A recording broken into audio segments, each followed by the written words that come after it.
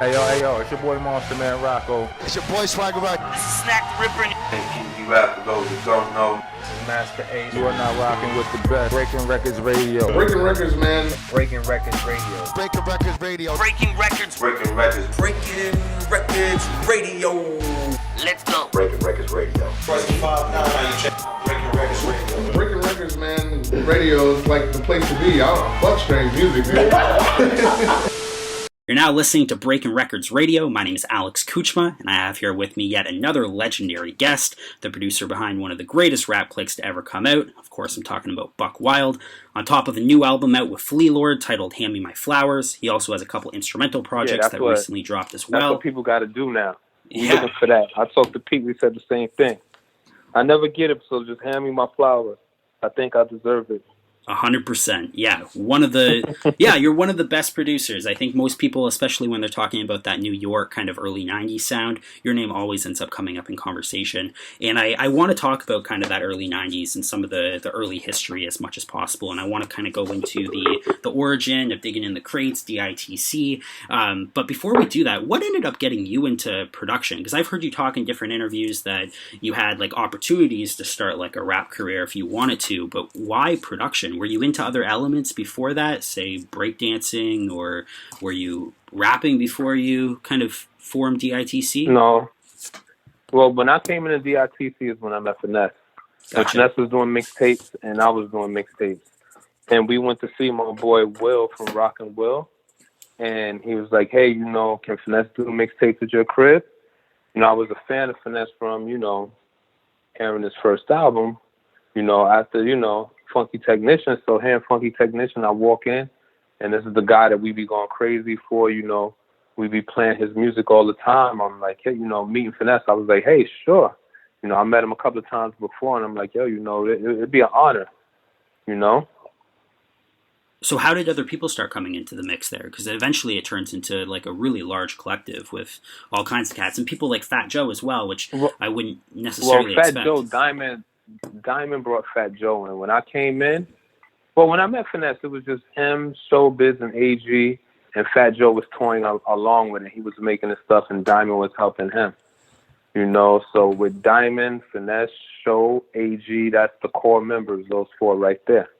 And then, we went on a Source tour. I met OC on the Source tour. Well, let me go backwards. Sure. We met Big L in the record shop first before we even left to go on tour. So L was already going to be down. Then it's like it was me and OC. When I met OC and we cut Word Life, then it's like we got OG. OG was on Word Life also. De La Soul and a few other records, Big Pun. And everything kind of just formed together, man. It's like we had, to me, I think was one of the best eclectic groups of producers ever. But the only thing we didn't have really all the time was the voice. Like with some groups and crews, they had albums coming out constantly every month, every other month. But it's like our albums were more spaced out, but it's like they were definitely creative and, and all the albums made a mark in hip hop. Yeah, I always equate you guys with, like, I guess on a little bit higher of a pedestal in terms of, like, fame and notoriety and status to some degree, but kind of in that same ballpark as, like, Cellah Dwellers and what Nick Wiz was ended up doing in the early 90s. That sound, that kind of gritty sound, and that large collective that you always look for, and everything that you guys end up putting out is going to be fire and dope, and it kind of has that certificate, that seal on it, that seal of approval, anything that comes out of the crew. Yeah, but it's like the one thing too, man, I always tell people, like what we did also, we reached for different areas in hip hop. Like when I came to a time, in my case, I could say, like coming to fruition, it's like I was making records that was like, I won't say Premier-like, but I used to chase Premier all the time because I thought Premier was one of the greatest also, if not the greatest. And if Premier was on the album, I wanted to be on that album because I felt if I'm on that album with Premier, I could get some notoriety. And from that, I ended up producing a lot of big street hip-hop records and go on to pick a lot of beats, songs that were singles, club records and radio records, and it went on from there because it's like, I always believed if you have a certain status for what you touch, you have to keep elevating. And it's like, to me, and my doings, I always try to elevate. you know.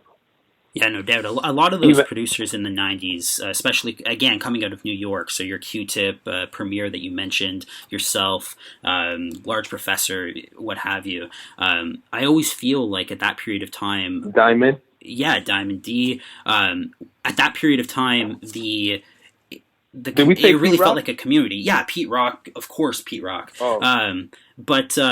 But yeah, it really felt like a community. It felt like there was like camaraderie in between you guys. It was camaraderie, but it was like school. Because it's like, even though we all were cool, we all were like, to me, when I first started producing, it's like, I looked at Pete like that. Because it's like, I seen how Pete was rocking. He was a DJ. He was on the radio. For me, I was a DJ. I was making mixtapes. So I looked at a lot of things, you know, mirrored at Pete. Then when I heard Soul Clap EP, I looked at things like what Show was doing. He was chopping records and chopping breaks and taking a break this one way and giving it a whole new feel. Like, we had, like, our inspiration in New York was on more than 10. Q-Tip was the master of jazz. You could call him, like, John Coltrane. Like, in Large Professor, he's the Large Professor. You know what I'm saying? Just like he's on the opposite, like Karis-One. Karis-One is the teacher and Paul is the Large Professor. You know, like... Yeah. And everyone always tried to outdo everybody, but everyone looked up to everybody. So I remember always talking to Show every either Wednesday or Saturday. I think Wednesday, because albums would come out on Tuesday. And we would listen for people's albums and just talk about how dope what they were doing was. From RZA, you know, to Q-Tip, especially Tribe Q-Tip, you know, all of these guys, Timbaland, you know, because it wasn't just like the breaks and the beats, it was the creativity and how you putting together what you do. Yeah. And, you know, being a hip hop was always a party vibe, like Tribe made people party, and so did Timbaland. So looking at these things, it's like we were always inspired, and this was our food. Like, we had so much different foods that it had us do nothing but just be more creative with what we do. Did you see it as competition as well? Like, I see those photos from like the old Roosevelt Hotel vinyl convention. Oh, it's always competition. And people are looking over each other's shoulder. No one wants to be the person where it's like, and I say this, making records, you want a record that stands out. Yeah. No one's looking just to get a record that, hey, you know, well, I got a record on it. But so if your record stands out and it stands out above, and it pierces through the underground and it goes, you know, to another level, radio records, you know, street, whatever. Tribe had a knack of doing that with everything on the album. Like, their albums were always phenomenal. Yeah. You know, they picked the best samples. Yeah, there was like a groove that was consistent and rode all the way through. But yeah, those early Tribe albums, Midnight Marauders, and Low End Theory, so good. Mm-hmm. Like, perfect. Even the album was Stressed Out. What's the name of that one? When Jay Dilla first came on the scene with the Love Theory, or the one before the Love Below. I forgot the name of it, but it's like even it's like with a white that cover. Nah, it's a cover with all the colors on it, and that was a dope album too because it had Stressed Out. It had a bunch of records with a whole new style that they brought in. And you have to give it to them because it's like anytime when someone's coming in with a new style, you're taking a huge risk. Because for the first 3 albums before that, you know, we used to hearing something else. And now you just switch your whole vibe up to something, and it's like, and it was really dope. You know, it had Once Again, it had Stressed Out, it had those were the 2 singles, but it had a bunch of other records too. You know? I know how the beats go, but it's like some of the titles I forget. Fair enough. Speaking on sound as well, I've always been curious. Whenever you ended up doing that album with self-titled in, I want to say 2010, 2011, the 1990 Now. But on that album, there's an R.A. the Rugged Man line that says, "I was down with Buck in the early 90s when he was putting sleigh bells in every beat." Can you elaborate on the sleigh bells? That was something I got from Large Professor. Gotcha. You know, like I say, we coming in, it's like, you know, you get your inspiration from different places. You know, like, and when you look at it, it's phenomenal as he was. And you're looking at songs like It's the Boy, the Slick Rick remix, you know, Resurrection remix. It's like, you know, he is a phenomenal producer. You know, a lot of people don't give him his, but it's like he is. He's that guy. I was speaking to Prince Poe just maybe last week, the week before, from Organized Confusion, and we were talking about I guess both him and Monch and how they ended up kind of handling production duties after Paul C ended up passing away. But on their second album, you're involved in that pretty heavily, the Stress album, and that's in my mind that's one of the greatest hip hop albums of all time. Thank you. I'm glad to be a part of that too. Yeah, how did you end up getting involved there? there? Because I met just on the Source tour. Like me opening up the Plant OC beats and them seeing what I can do, it opened Pharaoh to be like, yo, you could give us beats too. So when I went over, it's like I played them a few beats and, Stress is one of them. And so was Why. And he heard Why. He said, don't play this for anybody. He's like, yo, keep it a secret. Don't play it for anybody. He's like, yo, I got something for it. What about 13? And Monch he told me don't play that for anybody too. He's like, don't play it for anyone. This is me all by myself. This is my solo record. And Monch is a phenomenal artist. So it's like I take it as a compliment for him to be that way with me. Yeah, it's interesting. Even just the longevity there. Like Pharaoh Monch and I guess Prince Poe, and they had their thing going on in the late 80s, but even into the 90s and mid 90s. I just remember them into the 90s. Like the late 80s, it's like, I don't know. I remember them when I was doing mixtapes in 92. Yeah. So I know that they was coming in around that time. But who stole my last piece of chicken? Then when I heard Fudge, I lost my mind. Yeah, and that's when I knew I wanted to work with OC, because OC wasn't down with the crew. And then it's like I work with OC and I work with Marshall, so I technically, okay, cool. I got what I wanted, and I work with the whole, all three of them. And I thought it was just dope, and it's like I was very appreciative of that. I wasn't cocky about it. I'm like, yo, this is dope right here. I got Pharaoh on the track. This is equivalent to having Andre 3000. Like, I always looked at them like in the same caliber, because both of them, I think, and they never did a song. I wish someone would produce a song for them, and even sprinkle a little Eminem on there, because I think that would be one of the most amazing songs ever, So I wish that we could get that, now, before we could turn into another, chapter, whatever the hell is going on. Yeah, it's always, I guess what I was saying is like the longevity thing always amazes me, and it must feel good on your end as well. Like you start in the late 80s, early 90s doing your thing, and just generation early after 90s. generation after. Yeah, but I go for that. That's what I want. I always want to, I don't never want to be looked at as like, oh, that's some old school shit. No, I want to survive in every era. In every climate, yeah. And even now, I'm having so much fun right now, because I'm looking at it, and it's like, for the young dudes to be coming to tell me like, yo, it's dope that you're working with these cats. Yo, you a legend. Now you working with the young dudes that's coming up. Yo, this is amazing. And it's like, and you don't miss a beat. You had a bit of a hiatus kind of into the 2000s, right? So I hadn't heard, basically, when that self-titled album ended up coming out, that 1990 Now, I love that album, and Self-Titled was one of my favorite current MCs when that ended up dropping, and everything that he was doing with Demigods and whatnot was amazing. I was so looking forward to kind of a solo self-titled project, and to hear that they were going to be on your beats, and especially like beats from the 90s, I thought that was super exciting. But I hadn't heard your name in a little bit of time prior to that. What kind of caused that? Yeah, a lot of people had a hiatus. Yeah. It was, I think it was just the fact of all the rappers in New York ran south to try to be, from down south. And when that happened, that kind of put a lot of us on hiatus. So it's all cool, so I just look at it like, yo, you know what? I did what I did, and it was a learning experience also,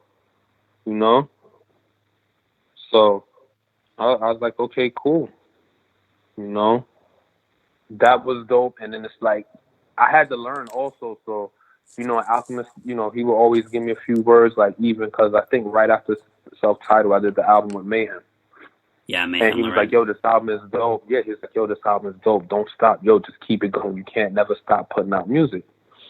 And right now, I understand it because of, hanging with Fleet Lord, and it's like, Fleet Lord drops the project every month. you know, and I think it's incredible because like you have to really be creative, you know, and have the drive to drop an album every month, regardless if you're selling.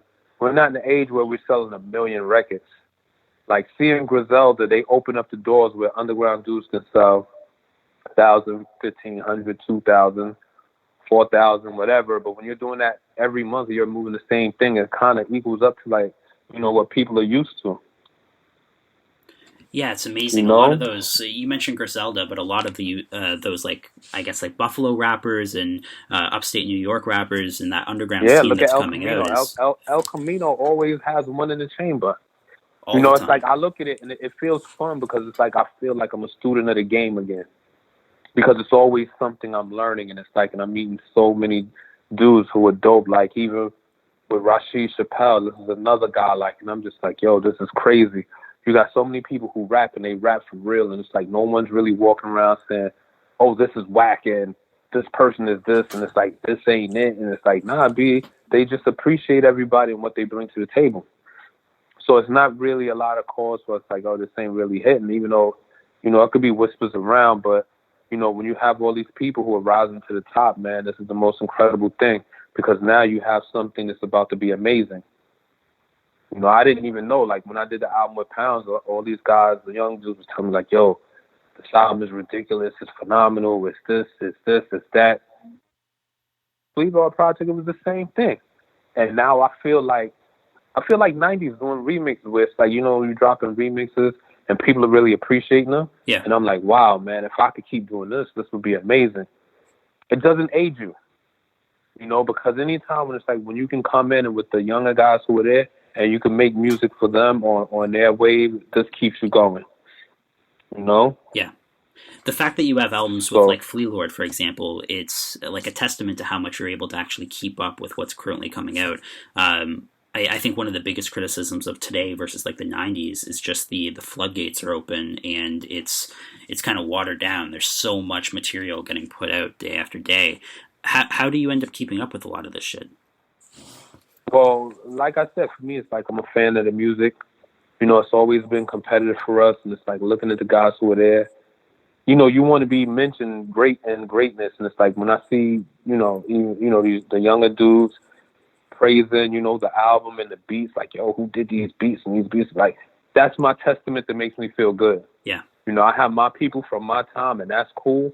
But, and to a sense, it's not a thing where it's like their opinion doesn't count. But when you're in a younger generation, they're the consumer, so their opinion counts more. Yeah, no doubt. So, and I love it, man. It's like, because looking at it, a lot of these guys I was fans of when I first heard Pounds. I was a fan of him, Aaron Benny and Conway and Westside. I was a fan of them also. So, it's not having an album, but it's like, on other projects that I, have coming, we have records together, and it's like, it's just so dope. And it's like, even for me to see the way Al orchestrates what he's doing. Yeah, I want to go back a little bit to that self-titled project because, again, it was one of my favorites when it ended up dropping. And I think it's kind of interesting, one, your connection with self-titled, because that, to me at least, came kind of out of nowhere. But also, why end up putting out all these kind of old instrumentals? And they were dope, and I think it's a really good choice. I think it turned out great. But it was interesting. It kind of made the album have a concept in of itself. But generally, you wouldn't expect that. You would expect that new BUCKWILD beats. Celph was like, y'all want to rhyme over your old beats. And I was like, all right, I have some. It's like, then we sat, and, before going to storage and losing a lot of, 1200 discs, it's like we did it. Before anybody wanted to do anything with a 1200 concept like that, I think we had the first 1200 concept, and looking, it's like, that's what he wanted to do. So it was dope because that's what he wanted to do. So that's what he brought to the table. And it's like, it's one of the last of the albums. We don't have conceptual albums where it's like, it's crafted around an era or a theme or something like that. You feel what I'm saying? Yeah. And he did, a magnificent job. And it's like, we need that. Like, and hip hop today, we need these things. We need people who are creative because right now, it's not as creative because it's like, you know, you say some rhymes, you like the beat, you talk about whatever you want to, you know, talk about, and that's it. And that's cool because we get to hear, like, I believe that that's the raw stuff. Right now, hip-hop is so raw. But it's like we don't have that where it's like where you can sit down and you can think about it. And I'm happy that we have one of the last.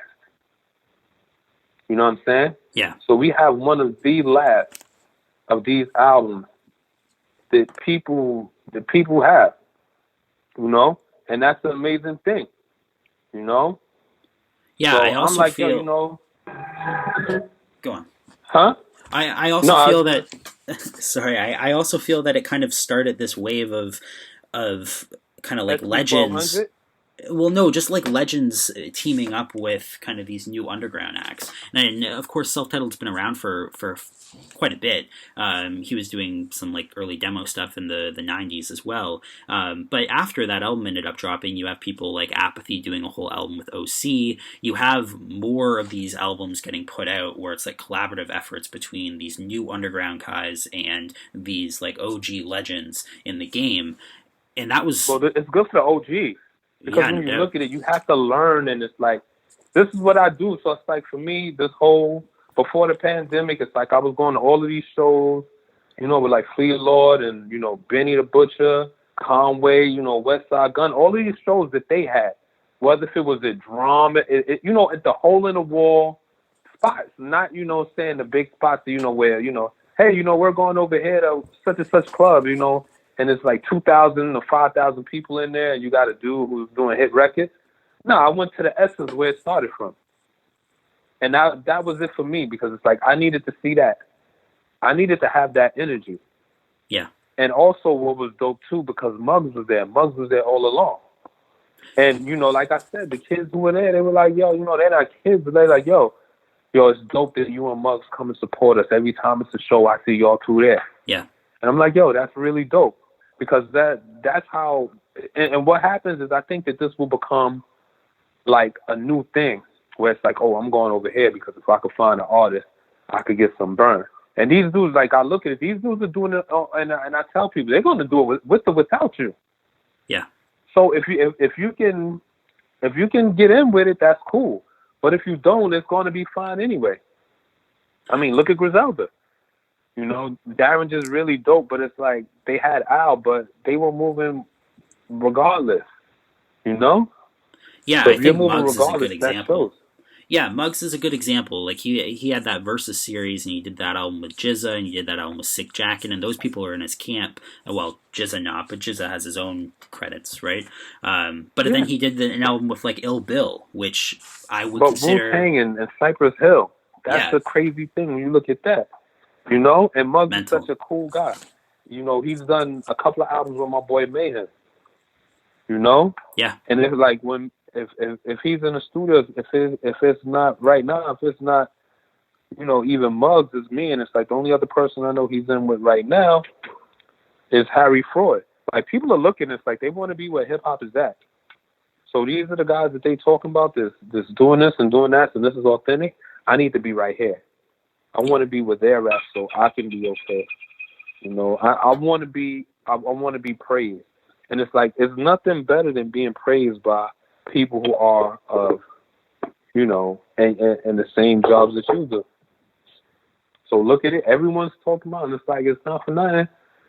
But Griselda is the team right now. That's what the Wu would be, you know, and it's incredible. It's dope.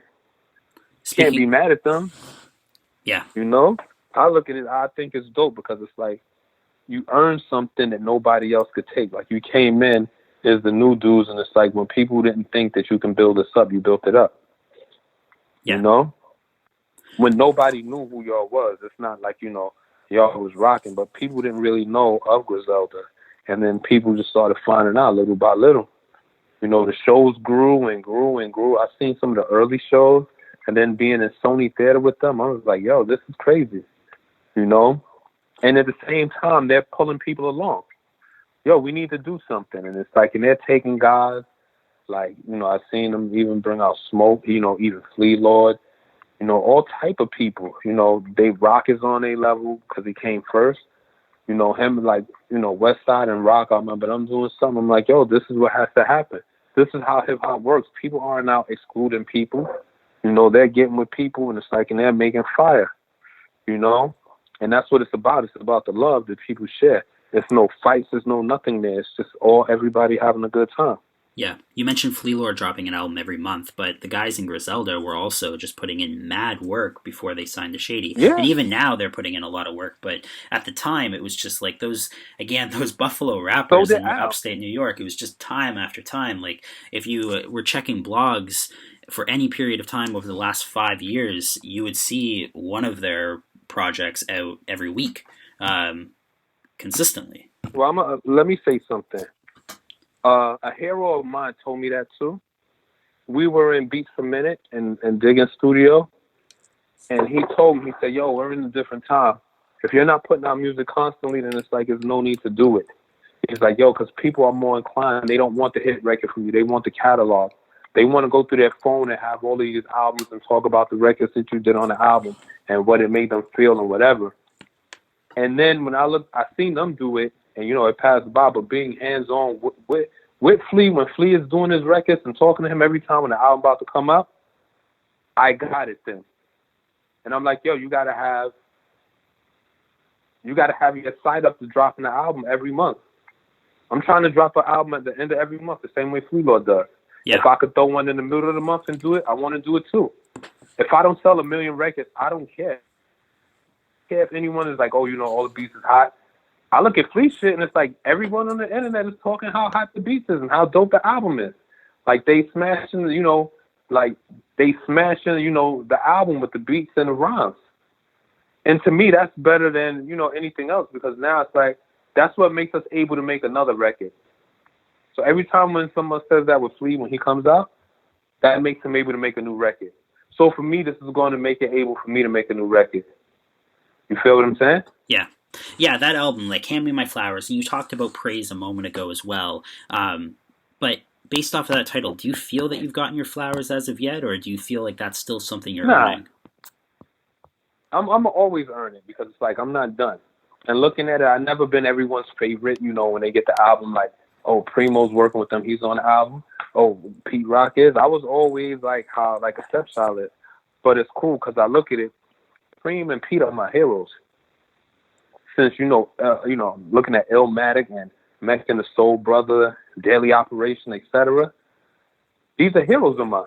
Yeah. And then it's like I'm on the side with my other heroes who are my crewmates, which is like Diamond D and, Showbiz.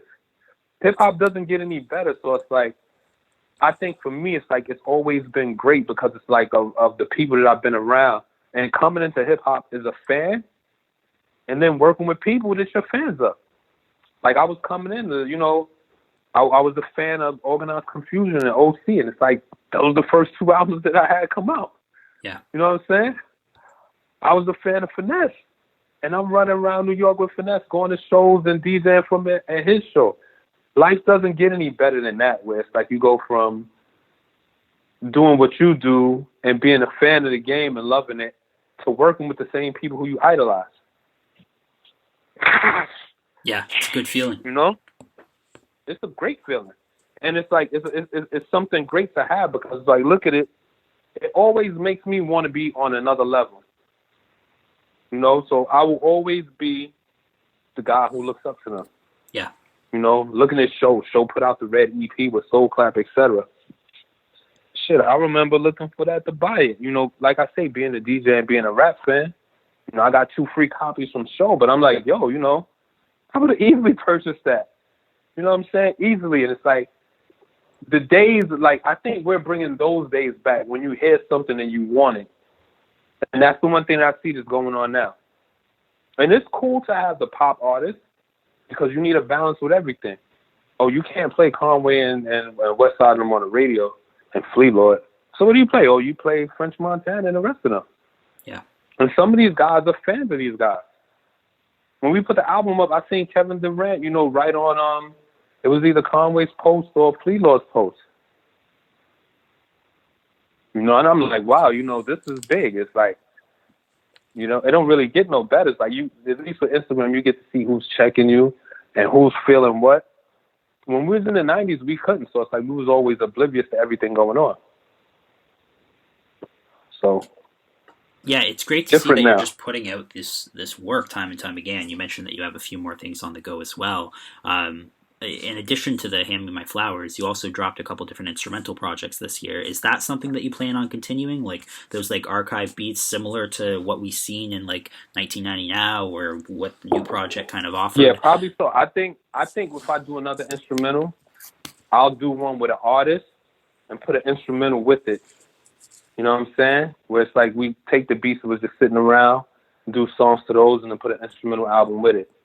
Because then it's like, okay, you have the best of both worlds. So even looking at it, with fans want to rap too. Even if you got a record that they love, they want to rap on that shit too. Yeah. And it's like, us from the 90s, we have to look and see how people and their mentality has grown. And, you know, I'm looking, it's like, and I want to work with all the people that are, you know, if I look up to someone, I want to work with them, you know? And that's all it is. You know, and seeing these things is like, this is how we become greater. You know what I'm saying? This is how we become stronger, because our mentality changes. So our bounce has to change. It's like, just because we made some records, just because I made some records, just because I made Time's Up in 94, doesn't mean that the people who are out now is going to be like, oh, that beat is, I need to rhyme on that shit. Give me some shit like that. No, they're not going to say that. They're going to take their vibe now. They want you to come over to their vibe. And that's all it is. I mentioned Nick Wiz earlier, but what he was doing with that whole For Those That Slept series and the Cella Sounds and putting out albums, that whole series, and he had an album with like Ran Reed, I think a couple albums with Ran Reed, and it was all these vault material from basically Cella Dwellers. Do you ever foresee yourself kind of diving into that and kind of tapping a lot of those like unheard vault material gems from DITC and putting out those? Nah, we have records with older, you know, we unearthed a lot of shit and put out. He put some out, I put some out. I put out Burn Me, so I forgot what he put out. And I put out Love Child, and he put something out.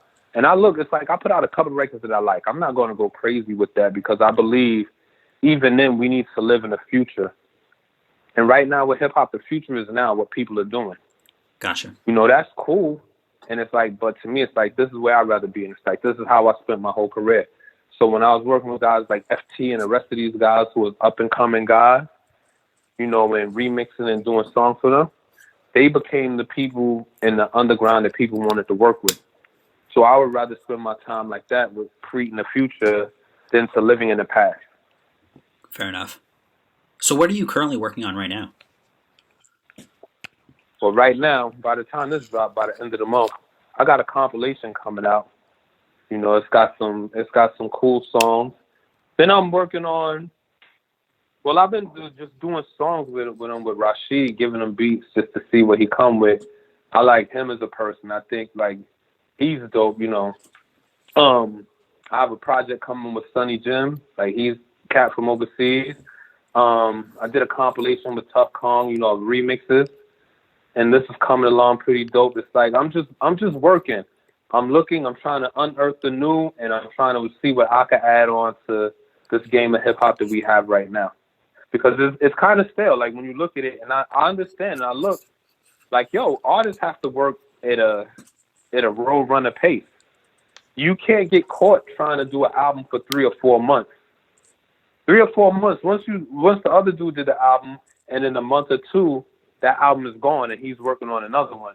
So while you're doing an album in 4 months, he did 2 albums in 4 months and sold everything that he had, did merch, did some shows, and did some other things, all while you working on this one album. Yeah. And so it's like when you look at your productivity has to be amazing. And I think, to me, I believe I was built for this because this is how I was working in the 90s. And when people would be like, wow, how you get so many remixes? Perfect place, perfect time. If I walk into a label, they, yo, you want to remix this? And I look, I'm like, all right, cool, yeah, let me do that. I'll take the challenge. You know, oh, we have this guy, and I will work.